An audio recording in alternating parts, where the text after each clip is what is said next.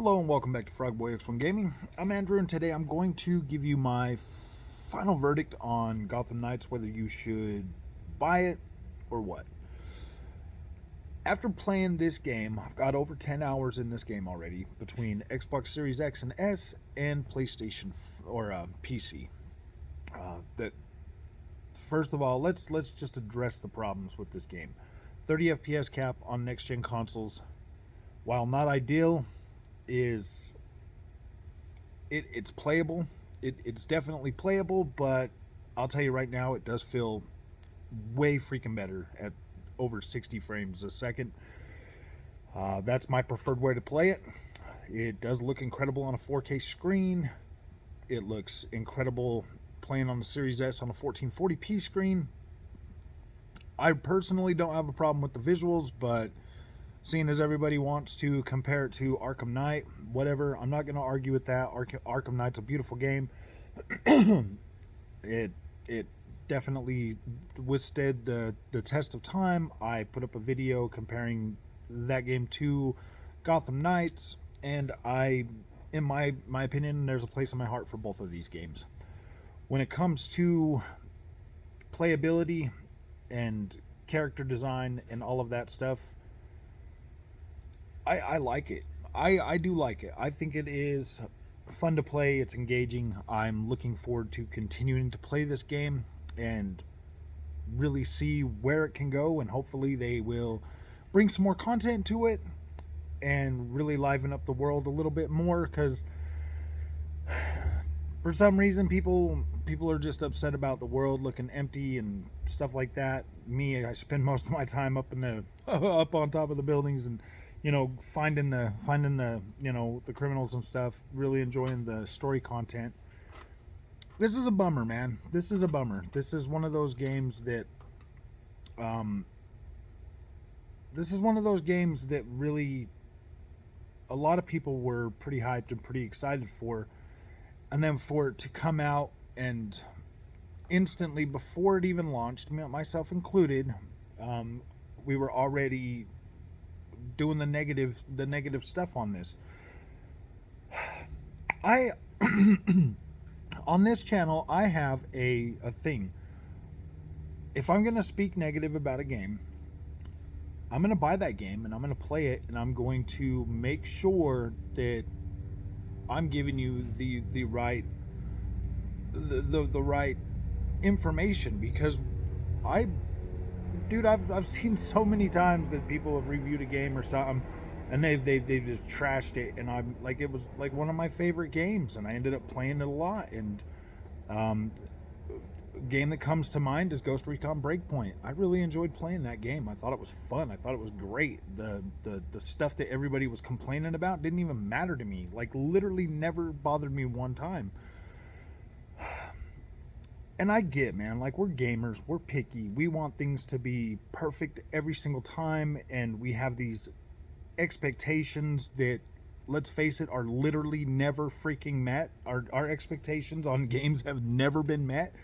We have always found ways to minimize and justify things that we don't like because of the things we do like on every single game. Like, every single game out there is not perfect. There's not one perfect game on the market today. There never has been. There probably never will be. But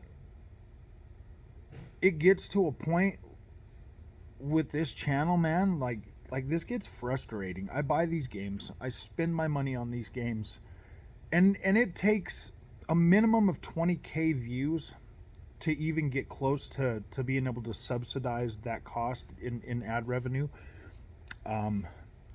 And I don't get that. The most the most the most views I've gotten on a game is what, 12,000 for that Arma Reforger.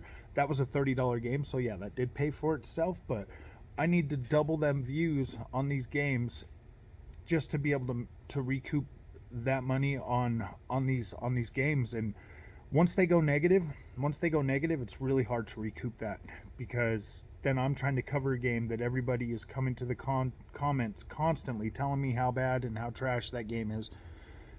And it's like, how am I supposed to remake my money on these games if I can't put content out? Because nobody wants to watch it, and everybody just moves on, and nobody cares. So it makes it harder to do that. And if I like the game, I'm not going to just sit and trash it just to get just to get the clicks and the views, because I feel like that's what everybody else does, and that's the exact opposite of what I want this channel to be. I kind of feel like I'm being pushed to fall in line with all the other channels, and I don't want to become them. I want to be Frogboy X1 Gaming, and I want to do things the way I want to do them, and hopefully you guys stick by that and stick by me, and continue to support this channel, because this channel just doesn't work without you guys, and that sucks, man. That really sucks that this that this world has just, become such a place for that negativity just breeds and excels so well. And I'm not perfect. I mean, I'm guilty of being negative too. So don't think that I'm trying to say I'm like all righteous or anything, because no, dude, I do negative stuff. I put negative content out, and you know, but if I'm wrong, I do try to come back and fix that. I do try to come back and correct that. But a lot of people are just drive by freaking YouTubers, and they don't ever go back and correct that or fix that or make it right. I personally feel like with Gotham Knights that it is, I personally feel like with Gotham Knights, comparing that to Arkham Knights is kind of a little bit unfair, because Rocksteady, we all know that Rocksteady is a far more talented studio than Warner Brothers Montreal. Like, we know that. We literally know that. So putting their work up against Rocksteady's work is a little bit, I feel it's a little bit disingenuous. We should be comparing this to the one they made, Arkham Origins. There's a cult following for that game. A lot of people like that game too. I like that one as well, but I kind of feel like we should be comparing this to that one and not Rocksteady's work. That just seems a little bit disingenuous to me. But I mean, it's Batman. It's made by Warner Brothers, so it is what it is. I mean, like, I'm not gonna deny people their right to do whatever they want to do with that. I personally feel like it's a little bit disingenuous to do that. But let me get back to this.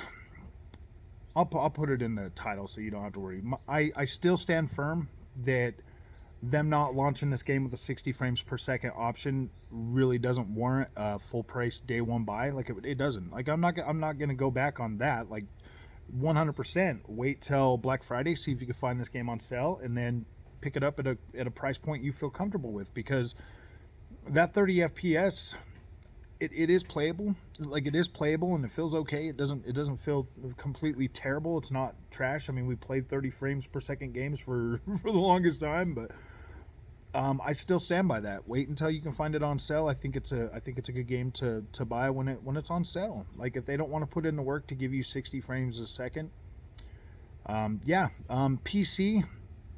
I did find ways to work around the performance thing, and it feels a lot better now. It's doing a lot better for me. PC, I'm telling you, depending on your rig or your setup, man, that might not be a good idea for you. It might not be a good deal for you. So yeah, I would look for NEBA keys or CD keys or something if it's something you really want to play.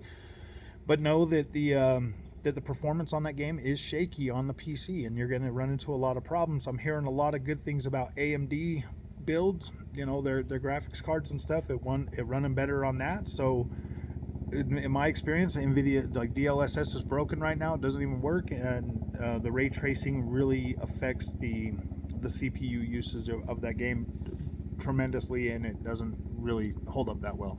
So